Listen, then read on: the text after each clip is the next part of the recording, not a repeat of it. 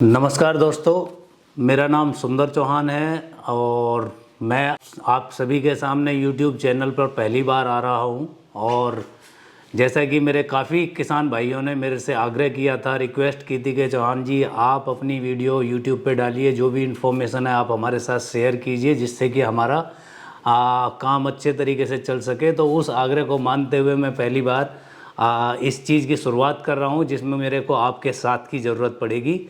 और अभी मैं आपको बताना चाहूँगा कि मैंने जब इस काम की शुरुआत करी थी, उससे पहले मैंने क्या क्या चैलेंजेस फेस करे और उससे पहले मैं क्या करता था। तो मैं आपको बता दूं, 6.5 साल मैंने जॉब करी है। दिल्ली यूनिवर्सिटी का मैं पढ़ा हुआ हूँ और जॉब में मैंने विप्रो टेक्नोलॉजी में जॉब करने के बाद, ICICI बैंक में जॉब करने के बाद, तब मेरे दिमाग में एक आइडिया आया कि जॉब से काम नहीं चलने वाला है। और अच्छी सैलरी थी, ऐसा नहीं है कि अच्छी सैलरी नहीं थी, कैब फैसिलिटी थी, सारी फैसिलिटी कंपनी की तरफ से मिलती थी, लेकिन फिर भी एक इंटरनल सेटिस्फेक्शन नहीं था कि मैं आने वाले समय में जो मेरे ड्रीम्स थे उन्हें जॉब से फुलफ़िल कर पाऊँगा या नहीं कर पाऊँगा। तब ऐसे ही बैठे हुए एक मेरे जो बड़े भाई हैं उनसे मेरी चर्चा हुई और उन्होंने मुझे इस काम के बारे में बोला कि आप इस काम को कीजिए। अब आप सभी समझ सकते हैं कि सूअर पालन को हमारे देश में थोड़ा सा एक टैबू के तरीके से देखा जाता है, थोड़ा नीचा काम समझा जाता है। आज के समय में मैं मानता हूँ 2024 में फिर भी अच्छा है, लेकिन 2009 की बात करूँ तो बहुत ज़्यादा बैकवर्ड काम माना जाता था। अगर हमें किसी सूअर फार्म वाले से मिलने जाना है तो हमें किसी गांव के किसी कोने में जा कर के स्पेशली जाना पड़ेगा, फ़ोन नंबर तक नहीं उन लोगों के पास हुआ करते थे। उस वक्त मैंने जब इस काम की शुरुआत करी तो नॉर्मली आप सभी समझ सकते हैं, जैसा कि सोशल टैबू के बारे में मैंने बात करी है, तो नॉर्मली मेरे मित्र, मेरे रिश्तेदार, मेरे और जानकार सभी ने मेरे को बोला कि आपने ये क्या काम कर लिया। अब उस चीज़ को ध्यान में रखते हुए मैंने किसी को कोई जवाब नहीं दिया, क्योंकि एक सिस्टम होता है सोसाइटी का कि आपको अपने काम से उन्हें जवाब देना है, ना कि अपने जवान से उन्हें जवाब देना है। हमने उस वक्त शुरुआत करी। शुरुआत करने के बाद लगभग 2.5 साल मेरा काम ठीक ठाक नहीं चला, क्योंकि मैं बता दूं कि पिग फार्मिंग में जो मेन चैलेंजेस था उस वक्त वो था मार्केट का। कुछ लिमिटेड लोग, कुछ लिमिटेड ट्रेडर्स लोग फार्मर से अपना एनिमल्स खरीदते थे। वो उसी कैटेगरी में मैं भी था कि मेरा एनिमल्स भी उन्हीं ट्रेडर्स के पास जाना था, तो वो अपनी ही शर्तों पे हमारा एनिमल्स खरीदते थे। तो जैसा कि मैंने बताया कि उस टाइम पर कुछ लिमिटेड ट्रेडर्स थे, तो एनिमल को सेल करने में कठिनाई होती थी। सेल आसानी से हो जाता था, लेकिन उसको रेट मिलने में बड़ी कठिनाई होती थी। आज के टाइम पे किलो के हिसाब से बिकता है, लेकिन मेरे किसान भाइयों में आपको ये जानकारी दे दूं कि सबसे पहले 2012 में, यानी कि 2012 में अगर किलो के हिसाब से सूअर को ख़रीदने की शुरुआत करी थी तो वो हमारी company Rudra agro livestock company ने करी थी। क्योंकि उससे पहले मुग्गम, जिसे बोला जाता है कि खड़े एनिमल के रेट लगाए जाते थे। अगर आपके पास 10 एनिमल हैं तो उसका औंधा-सौंधा रेट लोग लगा करके और फिर बार्गेनिंग की जाती थी, जिसमें किसान हमेशा ठगा जाता था, क्योंकि ट्रेडर तो डेली सेल कर रहा है, उसे आइडिया है उस एनिमल का क्या रेट है। किसान साल में 2 बार, 3 बार, 4 बार सेल करता है तो उसे आइडिया नहीं है, क्योंकि एवरीडे उस एनिमल को देख रहा है, तो वैसे भी वो उसके वजन का आइडिया नहीं लगा पाता था। तो मेरे साथ भी ऐसा हुआ कि मेरा एनिमल भी, जो कि लगभग 100 kg प्लस थे, और उन्हें लगभग 60 से 70 किलो का करके मेरे को उन्होंने रेट दिए, जिससे कि मैंने उस चैलेंज को उनके को स्वीकार किया। और फिर हम लोगों ने खुद अपना ट्रांसपोर्ट अरेंज करके डायरेक्ट नॉर्थ ईस्ट में, मिज़ोरम में पहली बार नॉर्दर्न इंडिया से सप्लाई किया एनिमल। और फिर सभी फार्मर्स का, अपने नियर बाय फार्मर्स का किलो के हिसाब से हमने शुरुआत करी, और जो भी मार्केट रेट था उससे अच्छे रेट में हमने अपने फार्मर्स से वो एनिमल ख़रीदने की शुरुआत करी। अब इसमें समझने वाली बात यह है कि जैसा मैंने अभी बोला कि पहले मुग्गम खरीदा जाता था और हमारी कंपनी ने किलो के हिसाब से शुरुआत करी। और आज के टाइम पे, क्योंकि वो शुरुआत जो थी वो पूरे इंडिया के अंदर, पूरे देश के अंदर आज के टाइम पे मैक्सिमम 95% एनिमल जो खरीदा जा रहा है वो किलो के हिसाब से खरीदा जा रहा है। अब उसमें ट्रेडर लोग आपको पागल नहीं बना सकते, ट्रेडर लोग आपके साथ खेल नहीं सकते, आपको चीट नहीं कर सकते, क्योंकि वो वजन होना और उसके हिसाब से आपको रेट लेने। दूसरा जो सबसे बड़ा समस्या हमारे लिए आई, जैसा कि मैंने बोला कि जब मैंने इस काम को करा था तो मेरे मित्रों ने, मेरे जानकारों ने इस चीज़ के लिए मुझे बोला कि आपने ये क्या काम कर लिया। तो वो एक टैबू है। और वो भी जिम्मेदारी हमारी बनती है कि हम उस टैबू को किस तरीके से समाप्त करें। हमने 500 फार्मर्स का, रुद्रा एग्रो लाइव स्टॉक और Invictus farmer producer company limited, इन दोनों ने मिलकर के 500 फार्मर्स की गैदरिंग जो सुअर फार्मिंग से रिलेटेड थे पूरे पैन इंडिया से बुला करके दिल्ली हिंदी भवन में प्रोग्राम किया, गाजियाबाद हिंदी भवन में प्रोग्राम किया, बड़े बड़े अधिकारी बुलाए, जिससे कि एक फार्मर्स को कॉन्फिडेंस जनरेट हो। क्यों, अभी हम लोग अलग अलग होकर के काम कर रहे हैं, जिस वजह से क्या होता है कि वो कॉन्फिडेंस जनरेट नहीं हो पाता। लेकिन जब गैदरिंग होती है तो उससे आपके एक दूसरे के संपर्क होते हैं, एक दूसरे से मिलते हैं, आपको कॉन्फिडेंस होता है कि मेरे तरह का काम और लोग भी कर रहे हैं और इस काम में क्या क्या समस्या है और इनसे उभार किस तरीके से किया जा सकता है। वो चीज़ें हम लोगों ने सोशल टैबू पर किया। तीसरा जो हमारा इनोवेशन कह सकता हूँ मैं, या फिर ये कहिए कि हमारा जो एफर्ट है अपने पिग फार्मर्स को लेकर के, जो कि मैंने फेस किया कि फाइनेंशियल प्रॉब्लम सभी ऑलमोस्ट फार्मर्स को रहती है। तो नॉर्मली 2012 से पहले पिग फार्मिंग पे लोन नहीं हुआ करती थी। मैं ऑन रिकॉर्ड इस चीज़ को बोल रहा हूँ। अगर आप बैंक में जाते थे तो मना कर दिया करते थे, क्योंकि मैंने बताया कि हम लोगों ने उसी समस्या को फेस करने के बाद अपने फार्मर्स के लिए वो समस्या ना फेस करनी पड़े, उस पर वर्क किया। तो मैंने बैंकर्स के साथ मिलकर के, राष्ट्रीय कृषि एवं ग्रामीण विकास बैंक नाबार्ड के साथ मिलकर के, अदर गवर्नमेंट ऑर्गेनाइजेशंस के साथ मिलकर के बैंकर्स को प्रेजेंटेशन दी, और इसी काम से रिलेटेड पशुपालन विभाग हो गया या नेशनल लाइव स्टॉक मिशन हो गया, उन सभी लोगों के सामने प्रेजेंटेशन दी, जिससे कि आज के समय में बड़ी स्मूथली सुअर पालन पे फाइनेंस होना शुरू हो गया है। और आपको जानकारी दे दूं कि पिछले 5 साल में नेशनल लाइव स्टॉक मिशन में बड़ी स्कीम भी आनी शुरू हो गई हैं, जबकि पहले छोटी स्कीम आती थी, 10 लाख तक की स्कीम होती थी, जिस पे आपको आपका मार्जिन मनी काट करके लगभग 30 से 33% के आसपास आपको ग्रांट मिलती थी। आज के टाइम पे 30 लाख तक की ग्रांट सुअर फार्मिंग पे है। यानी कि जो पहले स्मॉल होल्डर्स, छोटे फार्मर्स केवल अपनी ज़िंदगी को मतलब ज़िंदगी में थोड़ा सा सुधार करने के लिए सुअर पालन का चुनाव करते थे, आज के टाइम पे इसे आप कॉमर्शियल यूनिट के तौर पे देखते हैं, एक व्यावसायिक तरीके से देखते हैं और अच्छे प्रॉफिट के तौर पे देखते हैं। ये 3 इनोवेशन ऐसे हैं जो कि हमारे फार्मर्स के लिए बहुत ही बेस्ट रिजल्ट मतलब उनके डेवलपमेंट में बहुत ही ज़्यादा सहायक सिद्ध हुए हैं। लेकिन इसके साथ साथ जो एक और चैलेंज है जो मेरे सभी फार्मर्स को फेस करना पड़ता है और मैंने भी फेस किया, जो कि जिसे हम बोलते हैं फीड। क्योंकि हम सभी लोग सुअर फार्मिंग को में अगर आ रहे हैं तो आप समझ के चलिए कि सुअर फार्मिंग भाई प्रॉफिट के लिए आ रहे हैं, और प्रॉफिट के लिए आ रहे हैं तो नॉर्मली मैंने काफ़ी फार्मर्स को देखा है कि वो कॉस्ट कटिंग क्या करेंगे कि लेबर की सैलरी घटाएंगे, मेडिसिन पे सस्ती मेडिसिन ढूंढने की कोशिश करेंगे, मेंटेनेंस नहीं करेंगे फार्म का, इलेक्ट्रिसिटी यूज करने को लोग मना करेंगे, जो कि एक नॉमिनल एक्सपेंडिचर है, उनमें आप ज़्यादा चेंजेस नहीं कर सकते।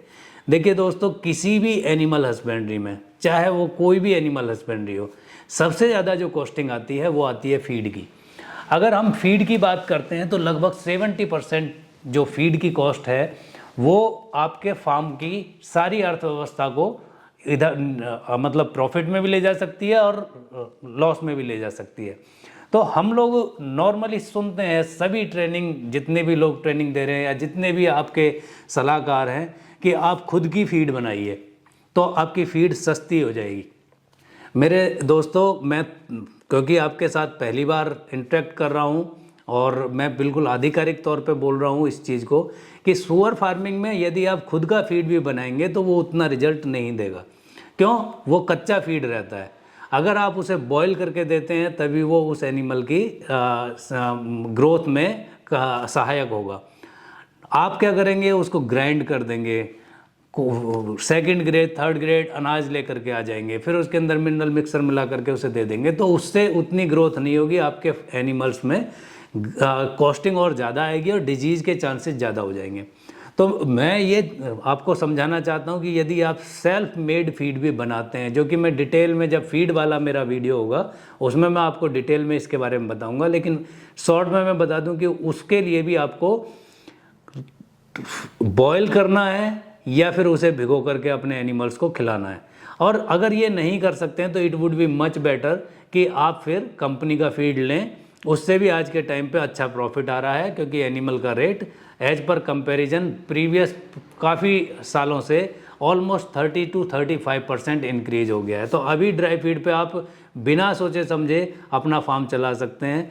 ये बहुत ही सहायक सिद्ध होगा आप सभी दोस्तों के लिए। तो वैसे तो मैं आपके सामने सभी वीडियो जो शेयर करूंगा वो स्टेप बाय स्टेप ही करूंगा। तो नॉर्मली मैं आपको बताना चाहूँगा सुअर फार्मिंग के अंदर आप 8 पॉइंट पे काम कीजिए, फिर मैं आपको बताऊंगा कि हम लोग आपकी किस तरीके से मदद कर सकते हैं। 8 पॉइंट क्या क्या है? सबसे पहला है चैलेंजेस। अगर आपको पता है कि सुअर फार्मिंग में क्या क्या चैलेंजेस आ सकते हैं, तो उन चैलेंजेस को आप पहले ही पहले ही समझ लीजिए कि मैं इन्हें क्रॉस कर सकता हूँ या नहीं कर सकता हूँ। लाइक लेबर का चैलेंज आएगा, फीड का चैलेंज आएगा, स्मॉल मार्केट का चैलेंज आएगा। नॉर्मली सब लोग कहते हैं सुअर बिल्कुल बिना किसी परेशानी के बिक जाता है, ऐसा नहीं है। हर मार्केट में, हर किसी कमर्शियल यूनिट में, हर किसी प्रोडक्ट में, किसी भी एनिमल हस्बेंड्री में मार्केट का बहुत बड़ा रोल है। हमेशा मार्केट अच्छी नहीं है, साल के अंदर उतार चढ़ाव दोनों आएंगे आपको। तो आपके अंदर, आपके पास उतना बैकअप होना चाहिए अपने फार्म को सस्टेन करने के लिए।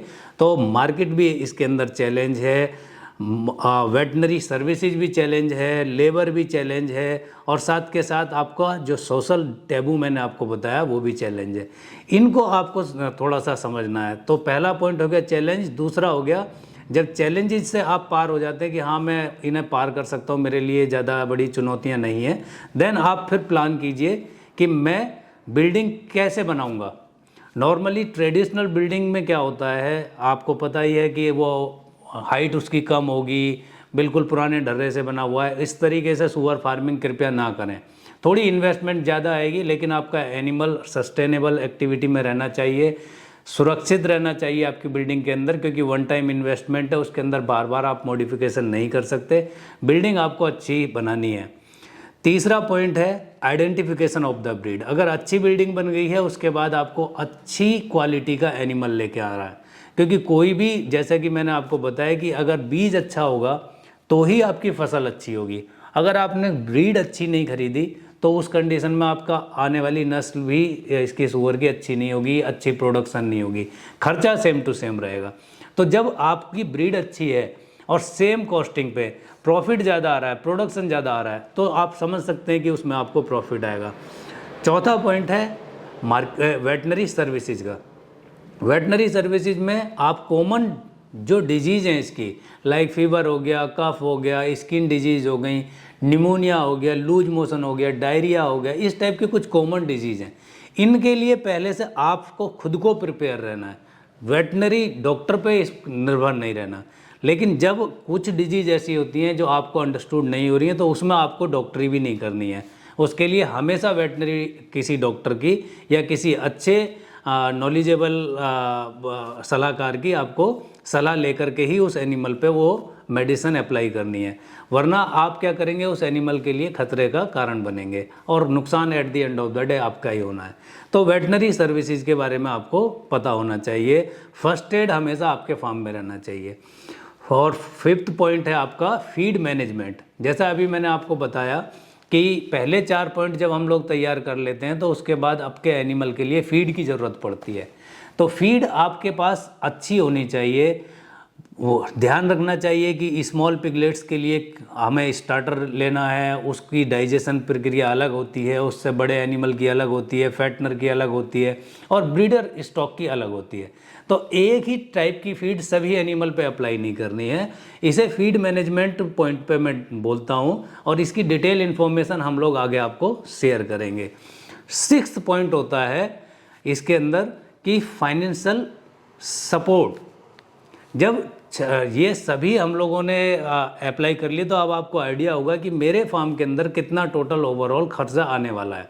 जब ओवरऑल खर्चा आपके पास पता है कि भाई मैं बिल्डिंग में इतना खर्च करूँगा, एनिमल इतने का खरीदूँगा, मेरा मेडिसिन्स इतने की आ जाएंगी, फीड इतने की आ जाएगी, तो नाउ यू कैन मेक एक ग्राफ तैयार कर सकते हैं कि ओवरऑल इतने एनिमल्स पे मेरा इतना फीड की कॉस्ट आएगी। अब फाइनेंशियल आप कहाँ से सपोर्ट लेंगे? सेल्फ इन्वेस्टमेंट करेंगे या बैंक से आप हेल्प लेंगे या गवर्नमेंट की तरफ से कुछ सब्सिडी या ग्रांट अप्लाई करेंगे, उसकी जानकारी आपको पहले से होनी चाहिए। उसमें हम लोग नॉर्मली आपकी मदद करेंगे।